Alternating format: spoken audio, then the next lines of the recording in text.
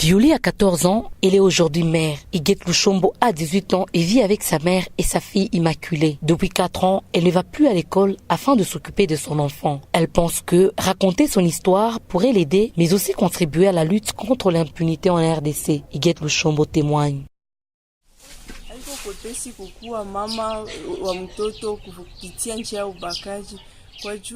Ce n'est pas facile d'être mère après avoir été violée. Tout le monde au quartier me pointe de doigts et ça me fait du mal. Surtout parce que les violeurs circulent librement sans être inquiétés. Ces violeurs étaient mon voisin et m'avaient violée quand je revenais de la toilette. Ma mère m'a accompagnée à la police spéciale des protections de l'enfant et de la femme. On a ainsi dénoncé, mais en vain. Notre justice est corrompue. Je souhaiterais que ceux qui me suivent fassent quelque chose, chacun de sa manière, pour empêcher que cela continue dans mon pays.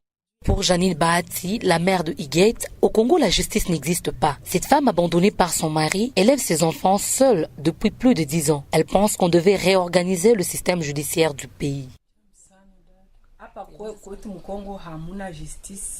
Ici chez nous, la justice n'existait pas. Les hommes de droit veulent tous de l'argent, en commençant par leur chef à Kinshasa. Ceux qui sont au bas de l'échelle, c'est encore pire. D'ailleurs, si j'étais président de la République, j'allais révoquer tous les magistrats et en engager d'autres.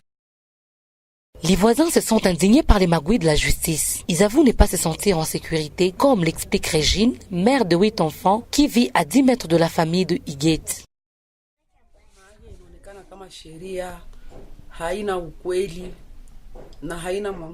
Il est visible que notre justice est corrompue. Nous l'avons vu de nos propres yeux par ces viols dont a été victime la fille de ma voisine. En tout cas, on n'est pas en sécurité ici, car on voit ces violeurs circuler sans honte ni peur. Et en plus, il a l'air d'être fier quand il nous voit. On se sent vraiment indigné.